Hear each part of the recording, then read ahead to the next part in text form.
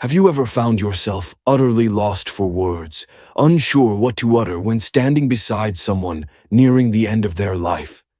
It is, without doubt, one of the most profoundly tender and delicate moments any of us will ever encounter.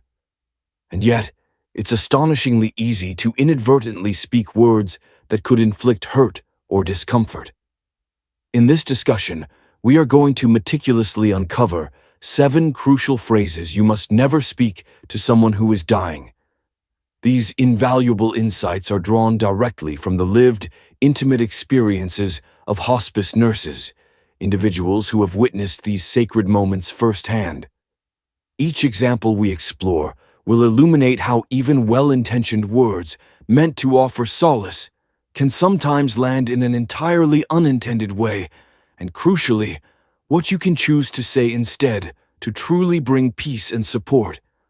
Remain with us until the very end, for what you uncover here may not only transform the way you communicate during these difficult times, but also empower you to offer lasting comfort to someone who truly needs it. And if you haven't yet, I encourage you to subscribe and activate the notification bell, ensuring you never miss another one of our insightful videos. Your generous support fuels our mission to continue creating meaningful content that both informs and inspires. Now let's begin. Our first point, number 1, uttering. I understand what you're feeling. Time and again, hospice nurses recount how profoundly painful it can be for a dying individual to hear someone assert, "I know what you're going through." The unvarnished truth is this: no one, not even another person who has navigated their own serious illness, can ever truly grasp the unique emotional landscape of another in their final days.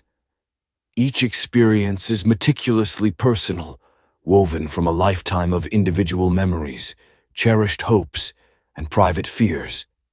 When we declare that we understand, our intention may be to console, yet it can inadvertently feel as though we are diminishing or brushing aside the singularly unique and sacred nature of their personal journey. I recall a gentleman named Charles, 82 years old, who once confided in me that his illness wasn't what hurt most. It was, he explained, when people simply presumed they knew what resided in his heart without even the courtesy of asking. What he yearned for was simply someone to listen, to sit quietly by his side without attempting to rationalize or explain away his pain.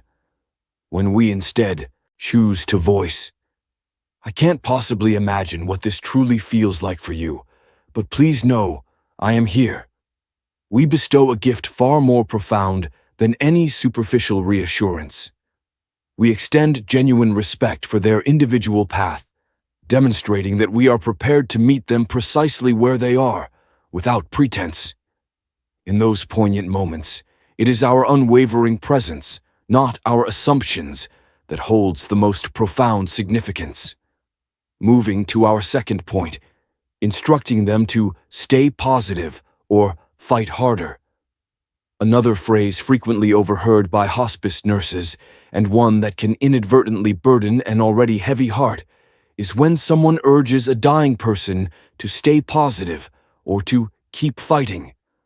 While undoubtedly well meant as encouragement, these words can tragically feel like an immense pressure, as if their inherent worth in that moment hinges upon their ability to maintain a brave facade or endlessly battle something they deeply, intrinsically know they can no longer change. The final chapters of life are not a contest to be triumphed over or lost. They are, instead, a sacred period for honesty, for finding peace, and for reaching a profound acceptance. When we implore someone to fight harder, we risk overlooking the heartbreaking reality that they have already poured every ounce of their strength into the battle. And what they desperately need now is not a push to do more, but rather the profound permission to rest. I'm reminded of my neighbor Helen, who was 79 when she entered hospice care. She confided in me that every single time someone declared, "You can beat this," she felt a profound sense of isolation, as if no one truly saw how utterly exhausted she was. What genuinely brought her solace was not encouragement to relentlessly battle on, but the gentle, affirming words of friends who simply stated, "I'm here with you no matter what." Those simple words endowed her with a different kind of strength, the strength to finally release the struggle and embrace peace. If you are still watching this video and finding these insights valuable, please take a moment to comment number 2 below, letting me know you're here. And if you haven't yet subscribed, I earnestly recommend you subscribe and activate the bell notification, ensuring you never miss any of our forthcoming videos. Your unwavering support is what enables us to consistently create impactful content designed to both inform and deeply inspire you. Now let's continue our journey. Our third crucial point, number 3, declaring that it's all part of a bigger plan. Another phrase that hospice nurses regrettably encounter far too often is when someone tells a dying individual that their profound suffering is merely all part of a bigger plan. While this statement might be uttered in a genuine attempt to provide comfort or imbue meaning, it can, tragically, feel dismissive of the intense pain and profound fear the person is experiencing in that precise, raw moment. When we speak in such terms, we may unintentionally make it far more difficult for them to articulate their authentic feelings, as if their sadness or worry is somehow misplaced or inappropriate. Confronting death is an intensely personal journey, and what someone often needs most is the unreserved permission to fully feel whatever they are feeling, without being told that their entire experience is just a tiny, insignificant piece of some larger grand design that they may not even intellectually or spiritually believe in. I once knew a woman named Ruth, 84, who shared that when well-meaning friends tried to soothe her by suggesting her illness was part of a divine plan, it left her feeling profoundly unheard. What she truly yearned for was not abstract answers, but rather simple, tangible companionship. A gentle hand to hold, someone to sit quietly by her side, someone to simply utter, "I'm here." When we offer our authentic presence instead of detached explanations, we provide a depth of comfort that no words about grand plans could ever hope to achieve. Our fourth vital point, number 4, instructing them not to cry or to suppress their emotions. One of the most unhelpful, indeed, damaging things we can say to someone who is dying is to command them not to cry, or to actively try and prevent them from openly expressing their true, raw emotions. Hospice nurses consistently emphasize how fundamentally important it is for individuals at the very end of their lives to feel completely safe in articulating what resides in their hearts, whether that be profound sadness, overwhelming fear, or even fleeting moments of genuine joy. When we urge someone to hold back their tears or attempt to silence their grief, we inadvertently send a powerful message, even if we don't consciously intend to, that their deep feelings are somehow a burden or something that ought to be concealed. Yet those feelings are undeniably real, and they unequivocally deserve to be honored. I recall a man named Walter, 80, who once shared with me that what ultimately brought him true peace was the ability to openly weep with his daughter by his bedside without anyone telling him to be strong or to put on a brave face. In that precious moment, his tears were not a sign of weakness. They were a profound release, a primal way of communicating what mere words simply could not convey. When we grant people the freedom to feel precisely what they need to feel, we extend to them the greatest gift imaginable, the profound freedom to be themselves, completely and without any trace of shame. If you are still watching this video and finding these insights valuable, please take a moment to comment number 4 below, letting me know you're here with us. And if you haven't yet subscribed, I earnestly recommend you subscribe and activate the bell notification, ensuring you never miss any of our forthcoming videos. Your unwavering support is what enables us to consistently create impactful content designed to both inform and deeply inspire you. Now let's continue our journey. Our fifth crucial point. Number 5. Declaring, "I know you're going to get better." Another phrase hospice nurses frequently caution against is telling a dying person that you are certain they are going to recover. Even when these words emanate from a place of profound love and desperate hope, they can inadvertently sow confusion or even a quiet, private sorrow. An individual who is nearing the end of their life often possesses a deep, intuitive awareness of their condition. They may have already found a measure of peace with it, or they may still be grappling with its implications. But critically, they are aware. When we insist upon their recovery, we risk making them feel fundamentally unseen, as if their personal truth is inconsequential, or as if we ourselves cannot bear to face that truth alongside them. This can tragically leave them feeling more profoundly alone at a time when what they need most is honesty, delivered with the utmost kindness. I think of a woman named Eileen, 83, who once shared with me that she found deep solace, not in hollow promises of recovery, but in the steadfast presence of friends who were willing to sit quietly with her and simply utter, "I'm here, and I care." When we choose to offer our authentic presence over false promises, we actively help to construct a sturdy bridge of trust, and we grant someone the profound dignity of being met exactly where they are.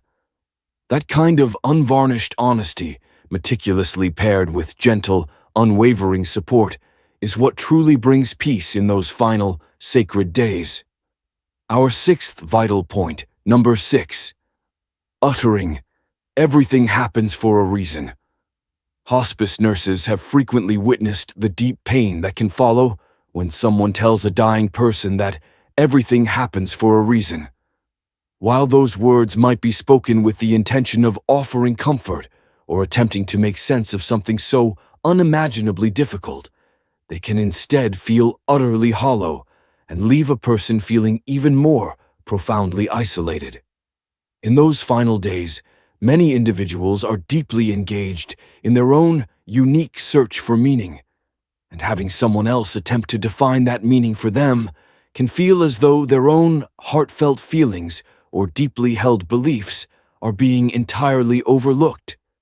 This is a time for deep, empathetic listening, not for presumptuously offering pat answers that may not resonate with the person's heart or their personal faith.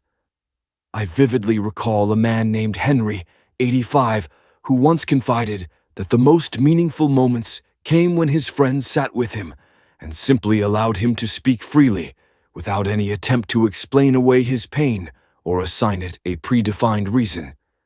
He discovered peace not through external answers, but through genuine companionship, through the profound knowledge that he could share whatever was on his mind without fear of judgment or unwanted redirection.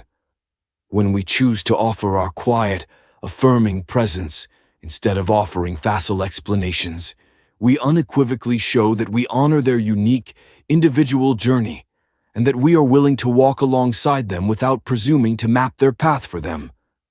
If you are still watching this video and finding these insights valuable, please take a moment to comment number 6 below, letting me know you're here with us.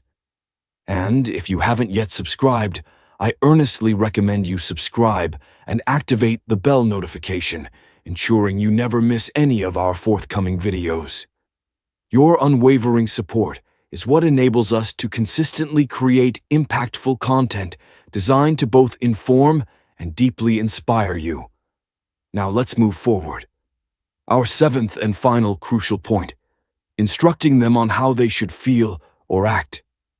One of the most profoundly damaging things hospice nurses consistently caution against is telling someone who is dying how they should feel or how they ought to behave.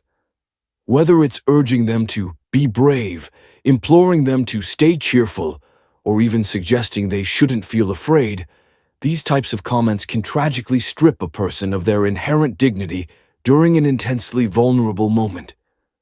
Each individual's experience of dying is uniquely their own, intricately shaped by their personal memories, their deepest fears, their core beliefs, and their most cherished hopes. When we dictate to them what they ought to feel, we risk silencing their authentic truth and inadvertently making them feel as if their natural emotions are somehow wrong, or perhaps even disappointing to us. I recall a man named Samuel, 84, who once shared that what brought him the most profound comfort was when his sister simply told him, "You can feel whatever you need to feel, and I will be here with you every step of the way." Those simple yet immensely powerful words granted him the unreserved permission to be his true self, utterly without pressure or judgment. When we offer that kind of unconditional acceptance, we help someone feel truly seen and deeply respected. And in the end, that is undeniably one of the greatest gifts we can ever bestow. Final thoughts.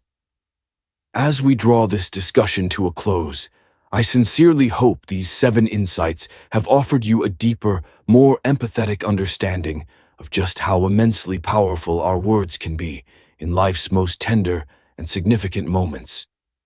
Which of these revelations surprised you the most? And perhaps more importantly, which one do you feel you will genuinely carry with you the next time you find yourself with someone facing the end of life? The fundamental truth, ultimately, is not about finding the perfect thing to say. It is, instead, about being willing to show up with unvarnished honesty, profound compassion, and an open, listening heart. When we meticulously choose our words with such care, we offer not merely comfort, but we bestow dignity and a sense of profound peace. And in those final sacred days, that can mean more than anything else imaginable. Thank you for joining us today. We would genuinely love to hear from you. Please take a moment to leave a comment below and share one concrete thing you learned today and how you plan to thoughtfully incorporate it into your own life. Your reflections are incredibly important to us, so please do not hesitate to share them. Reading your comments provides us with immense motivation and profound encouragement. If you enjoyed this video and found it truly helpful, please consider liking, subscribing, and sharing it with others. Your continued support empowers us to keep creating valuable content designed to both inform and profoundly inspire you. Thank you for watching, and we eagerly look forward to seeing you in the next video.